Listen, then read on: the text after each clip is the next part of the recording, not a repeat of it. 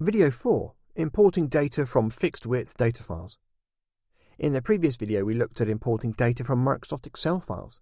In this video we're going to take a look at importing data from files which have fixed-width data.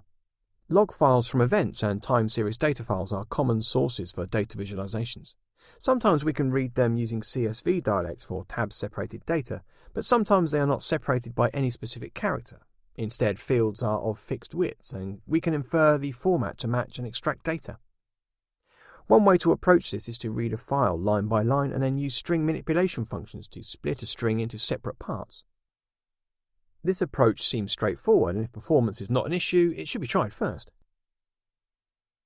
If performance is more important or the file to parse is large, hundreds of megabytes, using the Python module struct can speed us up as the module is implemented in C rather than in Python.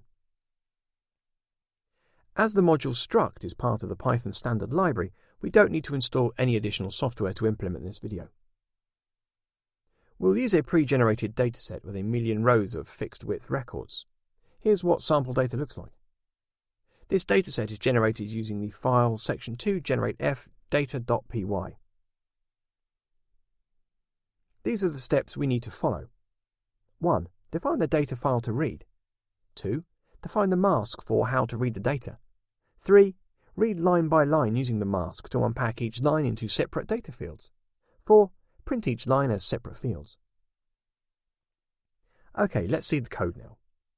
The file that we'll see is section 2 generatef data.py. First we import struct module. We define our format mask according to what we have previously seen in the data file. To see the file we could have used Linux shell commands such as head or more or something similar.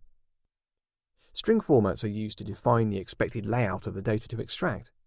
We use format characters to define what type of data we expect, so if the mask is defined as 9s14s5s, we can read that as a string of 9 characters width followed by a string of 14 characters and then again followed by a string of 5 characters.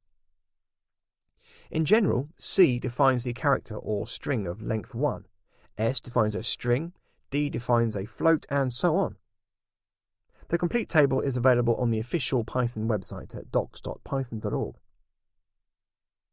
You can see format, C-type, Python type, standard size and notes. We then read the file line by line and extract, the unpackFrom method, the line according to the specified format.